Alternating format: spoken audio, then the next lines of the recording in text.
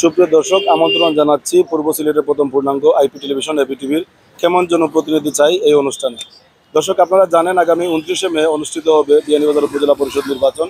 এই উপজেলায় এবারের নির্বাচনে 9 জন প্রতিদ্বন্দ্বী প্রার্থী চেয়ারম্যান পদে এবং 8 জন প্রতিদ্বন্দ্বী প্রার্থী ভাইস চেয়ারম্যান পদে এবং 4 জন নারী সদস্য রয়েছেন যারা নারী ভাইস চেয়ারম্যান পদে প্রতিদ্বন্দ্বিতা করছেন।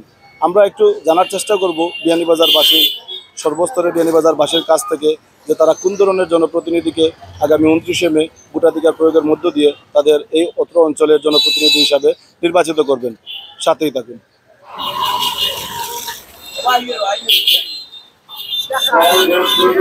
আমরা একজন সৎ এবং যোগ্য একজন প্রার্থী যেন বিজয় লাভ করেন।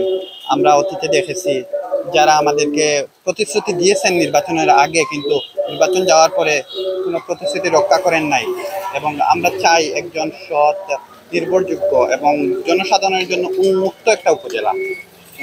সর্বোপরি সব ধরনের মানুষ যেন যাতায়াত করতে পারে, সুখ দুঃখ এবং সবার প্রয়োজনীয় সব কিছু শেয়ার করতে পারে। এবং আমাদের উপজেলা চেয়ারম্যান যেন আমাদের সবসময় বিপদে আপদে পায় এবং দুর্যোগ, বন্যা, যে কোনো মহামারীতে ওনারা যেন আমাদের পাশে থাকে। উপজেলা নির্বাচনে এমন একজন প্রতিনিধি চাইয়া যারা আমরা সবসময় পাশে থাকে বা আমরা সবসময় ডাকও পাই বা আমরা তো বুথ যারাও দিমু বা আমরা ও কারণেও আমরা রাস্তাঘাট উন্নয়নের লাগি আর তো কিছু লাগি না। ও কারণেও আমরা যারে দিমু আর আমরা পাশে সবসময় পাইমু বা ডাকও পাইমু যারে তারেও আমরা বুথটা দিব। অবশ্যই একজন সহযোগ্য এবং চেয়ারম্যান চাই আর আমরা বিয়ানীবাজার উপজেলার লাগি। তো যে আমরা সবসময় সুযোগ দিবা কাছে যাওয়ার, কাছে গিয়া তার সুখ দুঃখ সব গরিব দুঃখী ছাত্র ছাত্রী সব মানুষের আর কি সুখ দুঃখ শুনতা বা বুঝতা ও জিনিসটা আর কি।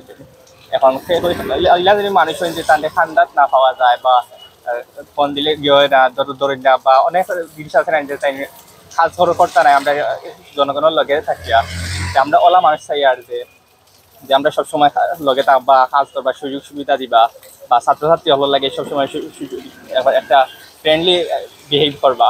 চেয়ারম্যান এবং ভাইস চেয়ারম্যান পদপ্রার্থীরা প্রার্থিতা করছেন তারা সকলেই যোগ্য এবং সৎ মানুষ।